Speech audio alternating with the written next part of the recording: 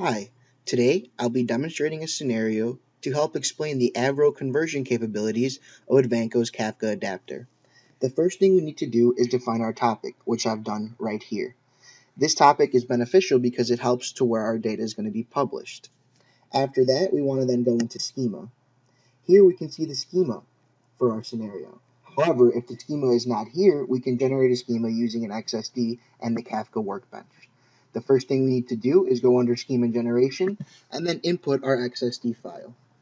After it's inputted, we choose XSD right here as our source, and then our target as AVRO and hit generate. As you can see on the right hand side, we then have an AVRO schema generated. We then can upload into our Confluent broker.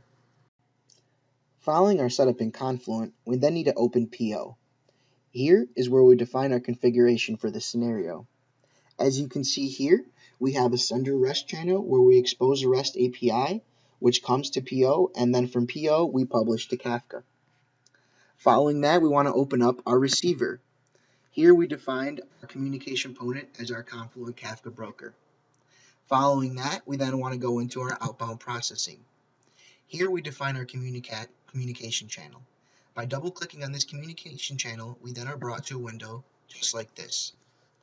If we scroll up and go under our Kafka settings, we can see here is where we define our connection parameters for our Kafka broker, as well as our authentication mechanism, username and password. Following that, we then want to go into our processing parameters where we define our topic, the same one we defined in Confluent. And then after that, we then go into our schema registry configuration to define where our schema is located and how to authenticate. Following that, we then want to go into our advanced settings.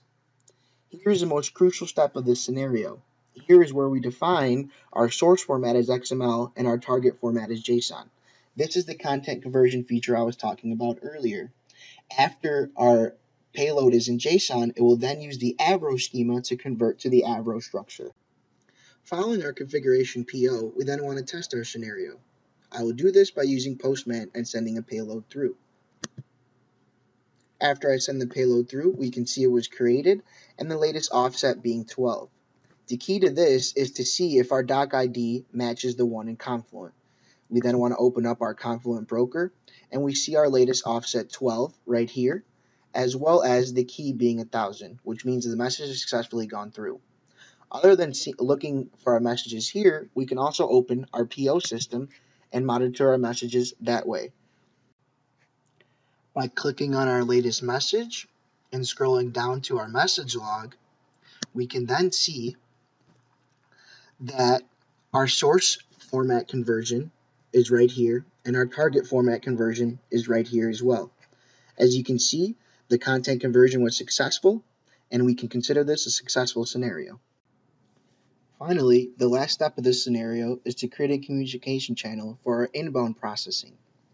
The setup is almost identical to where we define our connection parameters to our Kafka broker, our username and password, our processing parameters given the topic, which we defined in Confluent, as well as our schema registry configuration, as I defined earlier. This setup is almost identical.